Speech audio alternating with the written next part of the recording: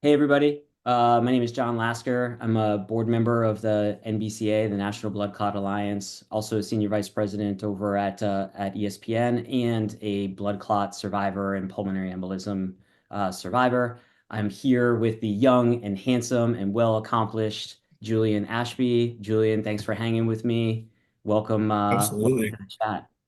Yeah, thanks for having me on, John. Excited to do Yeah. this. Yeah, you got it. So, Julian, I'll just tee you up a little bit for folks that aren't familiar with you, and I've done a little bit of my own research, so I'm a little bit dangerous here instead of talking about you and your Uh-oh. history. But Julian served as the starting long snapper for the Furman U Paladins from 2020 to 2023.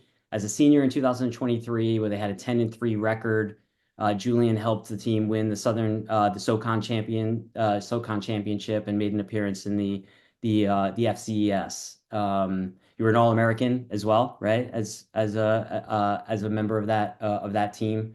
And Yep. as a member of the Furman University, you majored in physics and had a GPA of an amazing 3.97. Hopefully, all that is accurate and not adjusted for any other purpose. I think Uh, that checks out. all right, cool. And then I think you spent your last year in college with Vanderbilt, where I think you started every single game Mhm. um, as the long snapper there. Wound up being a semifinalist for the Patrick Manley Award. Amazing. Congratulations. And then topped that off with being a seventh round pick last year by the New England Patriots. So well accomplished, as I said. Congratulations on all of that. And now, Julian, Thank you you. are on December 1st playing my New York Giants on Oh, on my network, ESPN, on December 1st on yeah. Monday Night Football, which is really awesome that for me, all of this really coming together. I will be rooting for you, not rooting for the New England Patriots, I promise. We'll Um, take that. I'll take it. But you will be participating in the NFL's My Cause, My Cleats, which a lot of folks are aware of, and it's been a tremendous initiative by the NFL. So you chose to represent the National Blood Clot Alliance. Thank you very much. Tell us why. Tell us a little bit more about why you chose it at the NBCA and what it means to you.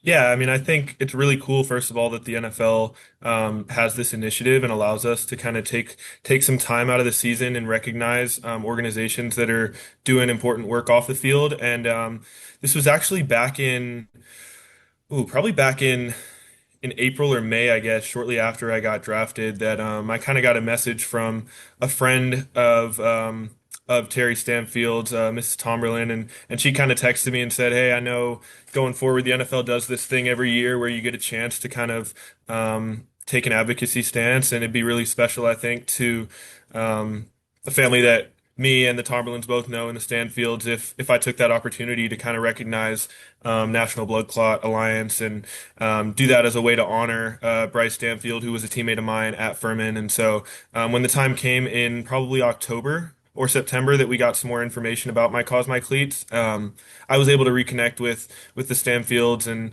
kind of get the ball rolling. That's wonderful. And so you mentioned, Terry and Bryce and the Stanfield family. In sort of my research about Bryce, I sort of pulled this one sort of quote from something I was reading about, which I think will probably maybe make you light up. Is Bryce Stanfield was known for his megawatt smile and as someone who was lifted up the room when he was there. Bryce was a beautiful soul, a loving son, loyal friend, tremendous teammate, and a great student. He was elite and uncommon. Tell us more about Bryce. Yeah, I mean, I think if I had to cut it down to just two words, I'd probably just say the man. A couple people from our organization here in New England were asking earlier similar questions, and I think what I said to them is like just the most consistent energy I've ever been around. Like you always knew you were going to get a smile and you were going to get a guy who's going to encourage and motivate you. Every time we stepped in the locker room, in the weight room, and we spent a lot of time too outside of football, whether that was at elementary schools reading to kids or in the hospital visiting patients. And no matter what the setting was, like you said, it was just that same smile and always kind of lifted up the people around him. So that's what I remember most about Bryce, not even to mention his accomplishments on the field or in the classroom. Yeah, that's amazing. Like, what do you want people to know about Bryce? I mean, you mentioned a bunch of things about him, but you're using this sort of platform really not to just shine a light on the NBCA and blood clot awareness here, but certainly an Yeah. opportunity to sort of let the world know like who Bryce was. Yeah, I mean, I think it's one of the things is a tagline that I've seen, across you all's messaging is that blood don't discriminate, right? Like Bryce was doing great in everything he was involved in, and yet still, kind of this tragic thing just happens in an instant, and kind of ran its course. And so it's just this message to not take a day for granted, whether that's an opportunity to play football or just an opportunity to grab lunch with one of your friends or whatever those moments are. I think this life isn't something that we're promised every day, so just to make the most of it and try to leave an impact wherever we can. Yeah, I love that, Julian. And just to sort of switch gears here a little bit, I used the word uncommon, which was a quote that I took that really on really describing Bryce, but you are an uncommon individual yourself, right? You've many accomplishments that we already talked about, and I could totally understand and see just from talking to you here and the stories that you tell about Bryce, like how and why you guys were so closely connected. However, I also did in my research here, I did find on Instagram, something about your teammates' feelings about your music choices, and not putting you on aux. Yeah. So t talk to me a little bit about that. Yeah. I think that was a little bit of a coordinated effort to kind of just, pick on the long snapper there. Maybe I haven't had a chance yet to kind of prove my music taste around here. I wouldn't say that I'm the most cultured in a lot of ways, but I think I can put together a good playlist. So, yeah, whatever it was, they just kind of had it out for me that week. All right, well, you got some work to do. Even though they don't appreciate it now, hopefully they'll appreciate it at Yeah. some point. I think one of the things maybe they will appreciate or can appreciate or already do appreciate is your sneaker game. And so the cleats, like tell us about the Yeah. cleats. Like, give us the details and sort of what they look like, what the inspiration was, and what you were trying to get out of them. Yeah. So, got to work with a really, really talented designer and artist here in New England. Eamon White, and I really didn't have much of a vision for what they would look like other than the things that I want included. And so him and I kind of sat down about a month ago and I said, I want to highlight the organization. I want to highlight National Blood Clot Alliance. I want to include their tagline and kind of stop the clot because that's short and memorable and something that people can kind of research off of. And then along with that, there's kind of been a tagline that we've been using to honor Bryce, which is Stanfield Strong. And so I wanted that highlighted on the cleats. And then one of the things that's important to Miss Terry was to have that 97, his number, and some resemblance of the Furman diamond. And so all of those were things we were able to work into the cleats. And I'm really excited with how they turned out. I'm sure y'all will get some of those pictures soon and be able to kind of see them for yourself. But yeah, super grateful to Donna, who manages our foundation here, putting me in touch with Eamon, who made them come to life, and yeah, I mean, just did a great job. Yeah, I can't wait to see them. And all of the things you mentioned are wonderful. I love the Furman Diamond and the 9.7. And Stanfield Strong is really, really powerful. So Mhm. can't wait to see the cleats, man. Yeah, yeah, Um, I think one of the things is like, obviously you can't tell the whole story on the cleat, but you can spark a conversation and get people asking questions, and that's kind of where the rest of the awareness comes from.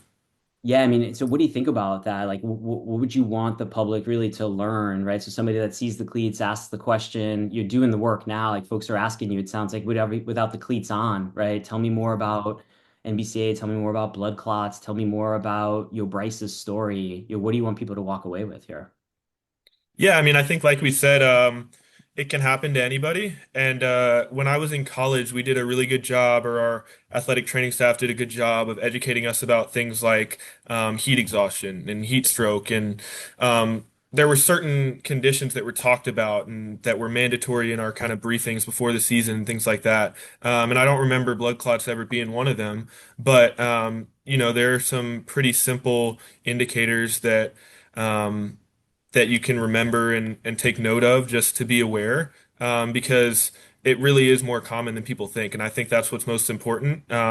Even since I've got to New England, I've learned here people within the organization have also been impacted. One of my teammates now, and Christian Barmore, just Yeah. recently a blood clot survivor. And before him, David Andrews, who was here about 5 years ago, kind of had similar experiences. And so, those guys fortunately get to.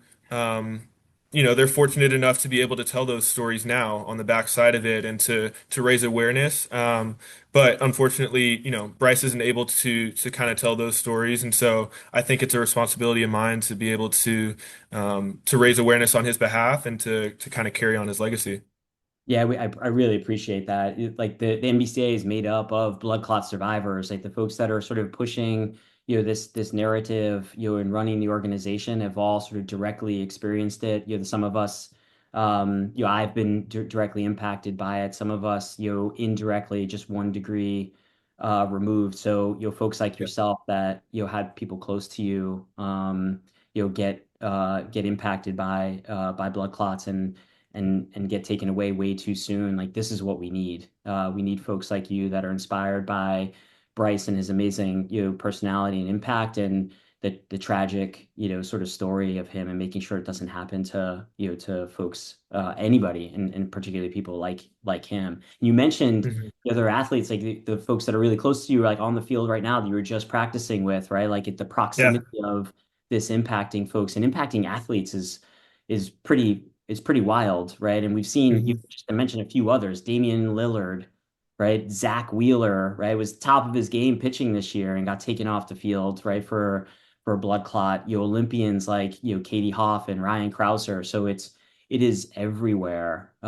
So Mhm. just talk about, if you can, like, just any thoughts on like how can we bring all of that together, right? In the athletic community. I love the story you just told of you're getting hit with all of these, things to sort of prepare you to make sure that, you are healthy, you are safe, in practice and on and off the field, and blood clots don't come up. But here we are, with high profile athletes and other types of athletes, and not to mention high schoolers and college ones we just don't hear enough about, are being impacted like this. But talk a little bit about how, like, the athletic community, particularly the professional community, can come together to help raise awareness. Yeah, I mean, I think it's twofold. Like one part of it is that definitely there are things that we can't prepare for and you can't predict, and sometimes things just come out of the blue. And so in those instances, as athletes, we can educate our teammates, we can educate our coaches, we can make sure that our athletic training staffs do a great job of making the people in the organization aware of the risks, like our people do here in New England. I think because they've had some of those experiences in the past. Um, and then the other side of it is like there are risk factors that we can try to mitigate, and things like um, certain activity behaviors, definitely age and some other demographic factors that definitely can increase the risk of blood clots. Or if you handle those correctly, then you can in turn decrease your risk. And so it's kind of two sides of a coin there, like just being aware of the things that are out of our control, but also trying to be proactive and to educate and encourage those around us about the things that are in our control, to try and stay safe on and off the field as we go to compete every day. That's that's awesome, and hopefully, with your involvement here and the initiative, that hopefully you're going to shine a bunch of light, for us at, the NBCA, and bring some awareness, to the initiatives that we have, in play, and hopefully you get this in front of as many people as possible. Like we're really really excited about, the step that you're taking, and being an advocate on behalf of the organization, and representing, Bryce and the Steinfield families, overall. So what's next? Yeah. How are you feeling about the next 2 weeks and the season overall? I mean, feeling good. The season goes by quick, but at the same time, the weeks are long. So I really don't look past the next game. So we're all focused on Cincy, and then come next week, we'll move on to the next thing. But yeah, just taking it week by week. Enjoying this rookie year and learning a lot with each game. Awesome. And so we'll see you on December 1st. We're excited here at NBCA. You're here to support you and all your advocacy efforts. What do you think is next here, Julian, for you after you get past this December 1st date and having the cleats and hanging up those cleats, if you will, right? What's next for you and your sort of support and advocacy of NBCA? Yeah, it's a great question. I think I haven't probably built out a roadmap yet like I want to, but definitely I have a list of things that when this off season comes up, I want to kind of use that break to get involved in, and whether that's supporting different organizations or kind of being more proactive about, being involved in or attending different events. And so NBCA is definitely one of the places that I'll sit down and have on that short list of what I want to do in those kind of 3 months that we get in between the playoffs and the next preseason. So yeah, I'm excited to kind of have this launching point now to be involved in the future and going forward. Same thing as the season, just take the week to week attitude, right? The What's week. ever in front of you, and figure out the next thing when the next thing comes. Well, Yeah. just on behalf of the NBCA and all blood clot survivors, right, and everybody that deserves to sort of hear the message, right, and learn from the message, thank you very much. We look forward to working with you and rooting for you on the field.